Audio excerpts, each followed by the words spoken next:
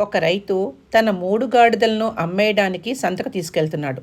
మార్గమధ్యంలో ఒక నది కనిపించింది. స్నానం చేస్తే శుభ్రత, పుణ్యం రెండూ దక్కుతాయని అనుకున్నాడు. గాడిదలను చెట్టుకు కట్టేయడానికి తన దగ్గర 2 తాళ్ళున్నాయి. మరి 3వ గాడిదను కట్టేయడం ఎలా అనుకున్నంతలో ఓ సన్యాసి అలా నడిచిపోతున్నాడు.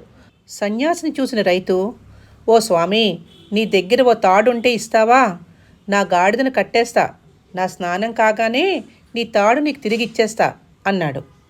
"నా దగ్గర తాడైతే లేదు, కానీ నీకు ఉపాయం మాత్రం చెప్తాను" అన్నాడు సాధువు.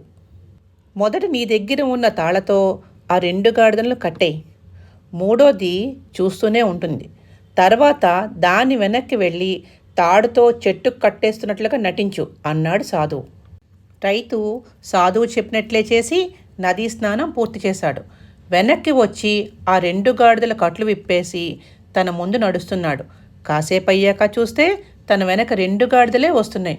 కానీ 3వ గాడిద మాత్రం ఆ చెట్టు దగ్గర నుంచి 1 ఇంచీ కూడా కదలడం లేదు.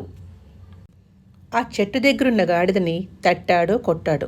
అయినా ఫలితం లేదు.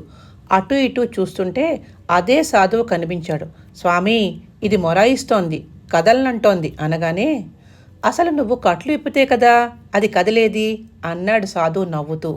"అసలు నేను కట్టేస్తే కదా స్వామి కట్లు విప్పేది" అన్నాడు రైతు అమాయకంగా.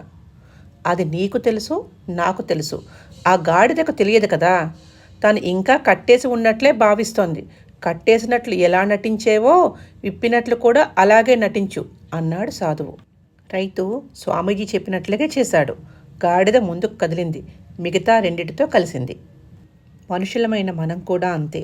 కనిపించని బంధాలు, బంధువులు అంటూ మనల్ని కట్టిపడేసినట్లే వ్యవహరిస్తాం. భవబంధాలన్నీ భ్రమలే. అవేవీ లేవని నిజం తెలిస్తే చాలు. అర్థమయ్యి కానట్లుగా ఉంది కదా. తత్వం, సత్యం ఎప్పుడూ సంపూర్ణంగా అర్థం కావు.